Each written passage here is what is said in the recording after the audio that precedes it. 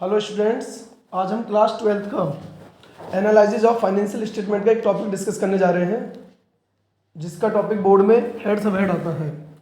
तो एग्जाम में कुछ आपको टॉपिक दिए होंगे जिसके बेस पे आपको हेड और सब हेड बताने हैं। तो सबसे पहले हेड और सब हेड किसके पार्ट में आते हैं? ये आते हैं बैलेंस शीट के पार्ट पे।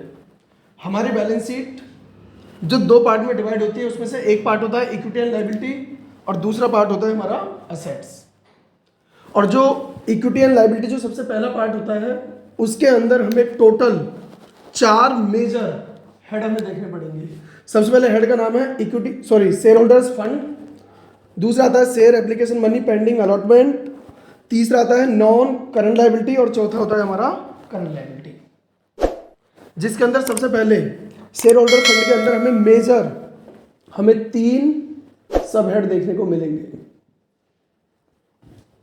सबसे पहला नाम होता है शेयर कैपिटल का, दूसरा नाम आता है रिजर्व एंड सरप्लस और तीसरा आता है money receive against share warrant. तो एग्जाम में क्या होगा, कोई ना कोई नाम लिखा रहेगा, उसके बेस पे आपको यह बताना पड़ेगा कि इसका मेजर हेड क्या है और मेजर सब हेड क्या है। तो जैसे अगर मैं आपसे सबसे पहले बात करूं शेयर कैपिटल मेनली 3 पार्ट में डिवाइड होती है।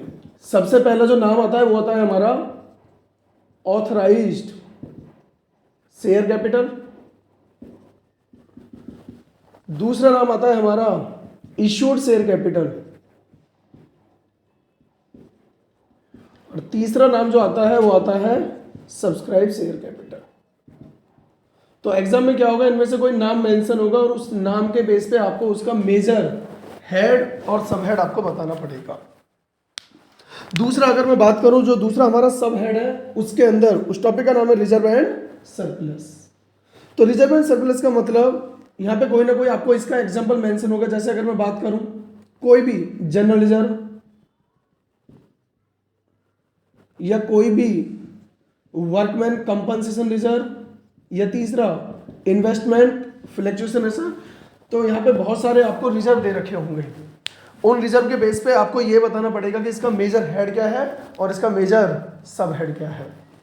तो रिजर्व एंड सरप्लस में ज़्यादा प्रॉब्लम इसलिए नहीं होती कि क्योंकि उसके नाम के साथ कोई ना कोई रिजर्व वर्ड मेंशन होता है, चाहे वो कॉन्टिजेंसी रिजर्व हो, चाहे वो टैक्स रिजर्व हो, चाहे वो सिक्योरिटी प्रीमियम रिजर्व हो, कि वहाँ पे एक शब्द मेंशन होता है, उनके साथ रिजर्व शब्द होता है। दूसरा अगर मैं बात करूँ सरप्लस हमारी कंपनी के प्रॉफिट या लॉस को रिप्रेजेंट करता है। तो surplus balance in profit and loss positive भी हो सकता है और नेगेटिव भी हो सकता है। तो वहाँ पे एक की टर्म होगा जो साथ में मेंशन होगा, वो होगा सरप्लस। ऐसी अगर मैं बात करूं money receive against share warrant, ये केवल अपने आप में एक सब हेड है, इसका कोई एग्जांपल नहीं होता। दूसरा हमारा जो मेजर हेड होता है वो होता है share application money pending allotment. ये केवल अपने आप में एक हेड है, ना तो इसके अंदर कोई सब हेड है, ना ही इसका कोई एग्जांपल है। नेक्स्ट हमारा तीसरा जो मेजर हमारा हेड होता है वो है नॉन करंट लायबिलिटी, जिसे हम क्या बोलते हैं, एनसीएल। इसके अंदर हमें 4 मेजर सब हेड देखने पड़ेंगे, जिसमें सबसे पहला नाम आता है लॉन्ग टर्म बोरिंग का। लॉन्ग टर्म बोरिंग मीन्स वो बोरिंग जो हमने काफ़ी टाइम के लिए ले रखी है, 1 साल से ज़्यादा के लिए।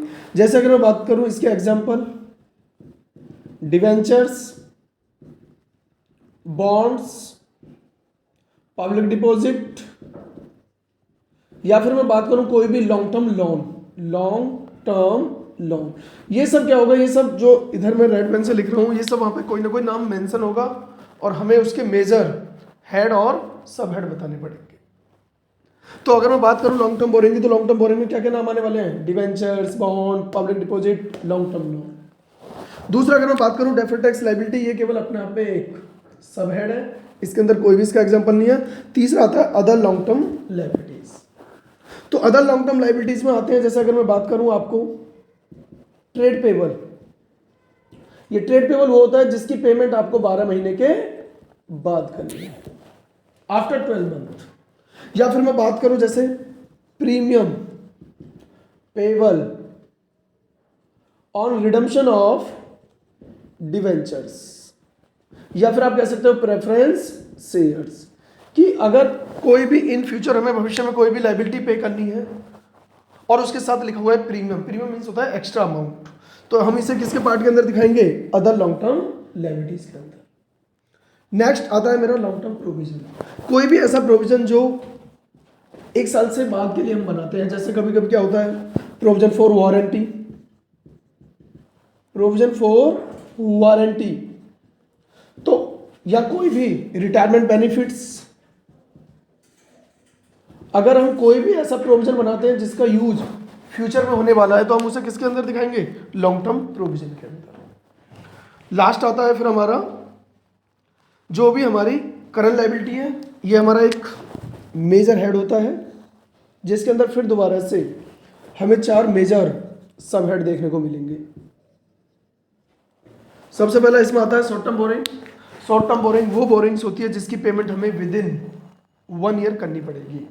जैसे आपने कोई लोन लिया बैंक से और उसकी पेमेंट के लिए हमने बोला loan payable on demand, loan payable on demand, कि कोई भी वो लोन जैसे कोई आपसे मांगे आपको पे करना पड़ेगा।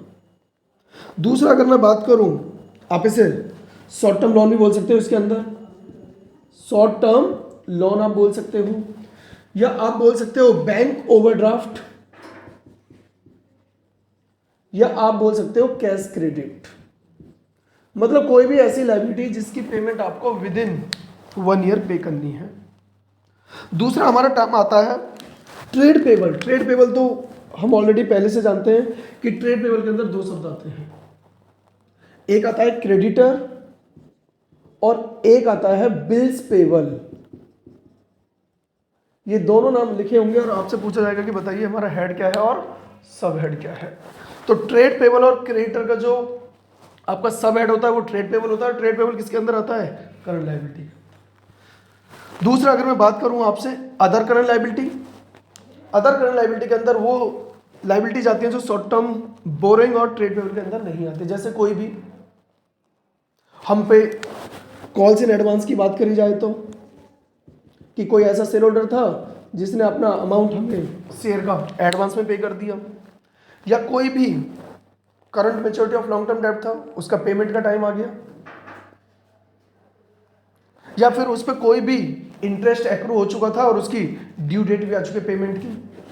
और लास्ट में आते हैं शॉर्ट टर्म प्रोविजंस।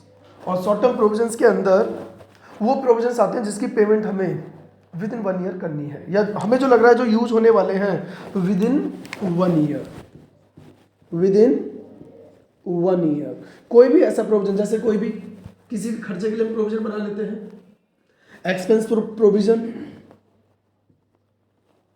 या प्रोविजन फॉर एक्सपेंसिव, जो भी यूज होने वाले, जो हमारे विद इन 1 ईयर यूज होने वाले प्रोविजन हैं, उन्हें हम शॉर्ट टर्म प्रोविजन के अंदर इंक्लूड करेंगे।